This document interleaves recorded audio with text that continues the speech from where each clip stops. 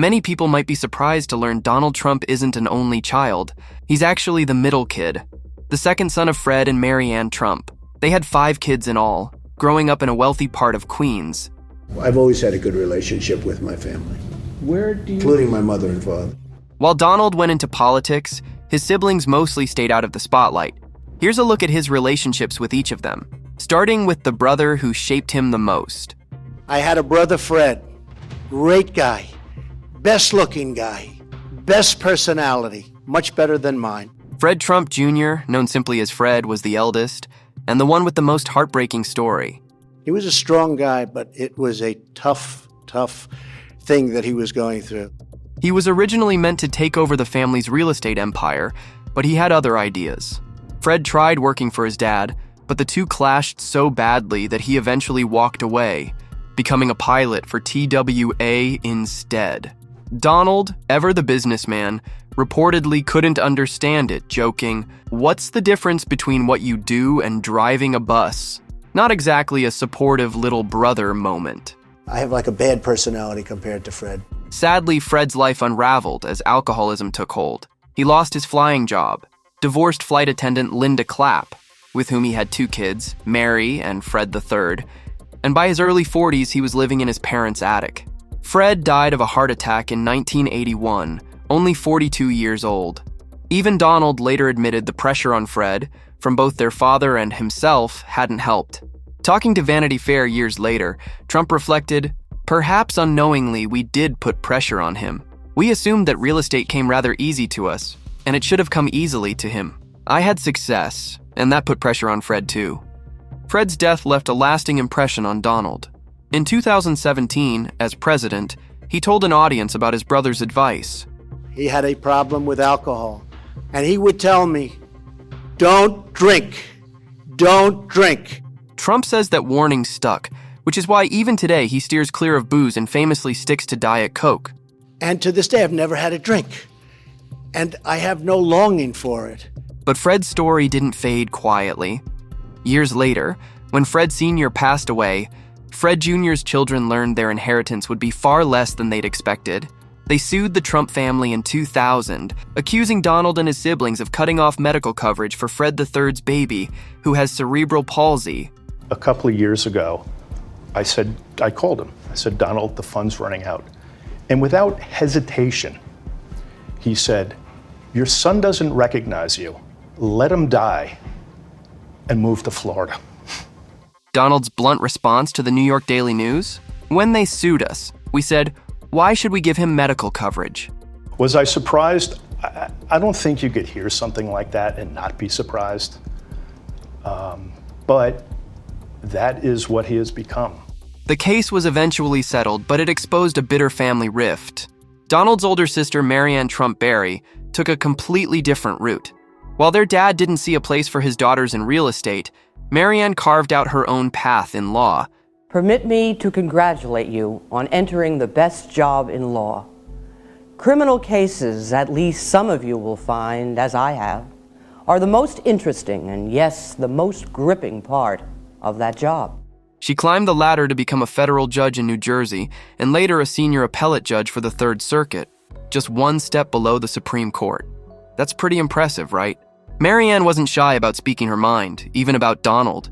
Her niece, Mary Trump, secretly recorded conversations where Maryanne described her brother as a liar, cruel, and someone who doesn't read.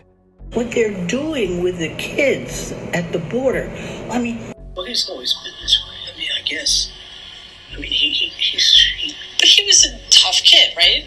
He was a brat. Harsh words, but Donald brushed them off, saying, "Every day it's something else. Who cares?" Still, by that summer, reports suggested the siblings were working on repairing their relationship, and they were even spotted meeting at Trump's Bedminster Golf Club. Maryanne's rise through the legal ranks wasn't without help. According to the New York Times, Trump's infamous fixer, Roy Cohn, lent a hand when she was nominated to the federal bench. Deliberately. I have never asked him for a favor since 1981, when I was being highly considered to go in the federal court on my own merits. I never used the name Trump. It was never part of my makeup. Ronald Reagan appointed her as a district judge in 1983, and Bill Clinton later elevated her to the Court of Appeals. I said, you had Cohn make one phone call, and I've done everything since there. Did you make Chief Justice Rehnquist appoint me the head criminal judge? No, he didn't. She stepped down in 2019 as scrutiny over the family's taxes heated up.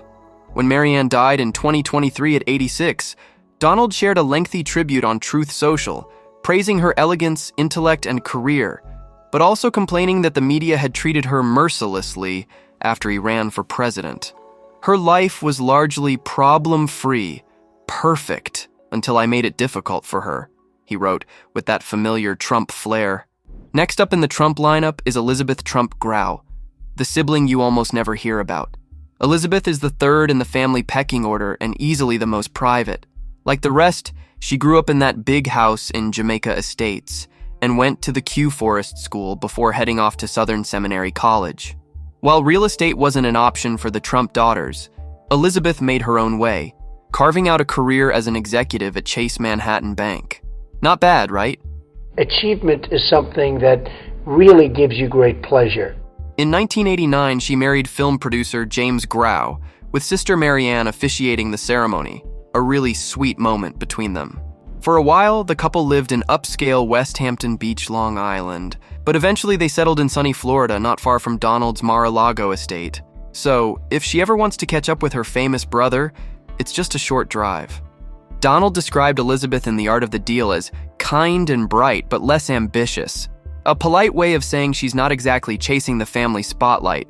She's brilliant. She's a wonderful woman. When Mary Trump's book Too Much and Never Enough made headlines, especially the bits quoting Maryanne's less than glowing comments about Donald, reporters tried to get Elizabeth to weigh in. Her answer? A firm, "I've got nothing to say, not at all." You have to admire someone who can stay that unbothered in a family that thrives on drama. Then there's the baby of the bunch, Robert Trump. If Donald was the bold one, Robert was the quiet counterpart. I have a wonderful brother. We've had a great relationship for a long time, from day one. After graduating from Boston University, he worked on Wall Street before joining the Trump Organization, eventually becoming an executive vice president. Donald once called him his best friend, and insiders described Robert as the steady hand in the family, dignified, easy to work with, and, unlike some of his siblings, totally lacking in entitlement. Basically the kind of sibling you'd actually want around at a family dinner. But even Robert wasn't immune to Trump-style fireworks. Back in 1990, Donald reportedly lost his temper over problems with the opening of the Taj Mahal casino in Atlantic City. Robert, who'd been left in charge after a tragic helicopter crash killed other executives, walked out after his brother's outburst. Listen, I think that's very sad. It took years for them to fully mend fences, but by the time Donald ran for president, Robert was firmly in his corner, even helping the family try to block Mary Trump's tell-all book. Robert also had his own ventures, serving for 2 decades on the board of ZeniMax Media, the gaming company behind some major video game hits. Still, he stayed far from the spotlight, especially after his personal life got messy. Married for 25 years to Blaine Trump, a well-known New York socialite, Robert eventually left her for his secretary, Anne Marie Palin. He bought her a pricey Long Island house in 2004 and later settled into a quiet life with her upstate. They eventually married, and by all accounts, Robert became a respected figure in his community, donating quietly to local charities. During the 2016 campaign, Robert broke his usual silence to cheer on his brother, telling the New York Post, "I support Donald 1,000%. He lived to see Donald's political rise firsthand. Sadly, in August 2020, Robert passed away at 71 after an undisclosed illness. Donald released a heartfelt statement, calling Robert not just a brother, but his best friend. And in a moment that showed just how close they were, Robert's funeral was held at the White House with a small gathering of family and friends paying their respects. And there you have it, a glimpse into the Trump siblings and the complicated, sometimes tender, and often surprising relationships that shaped Donald Trump's family life. So, I've got to ask you, which of their stories stood out to you the most, and why?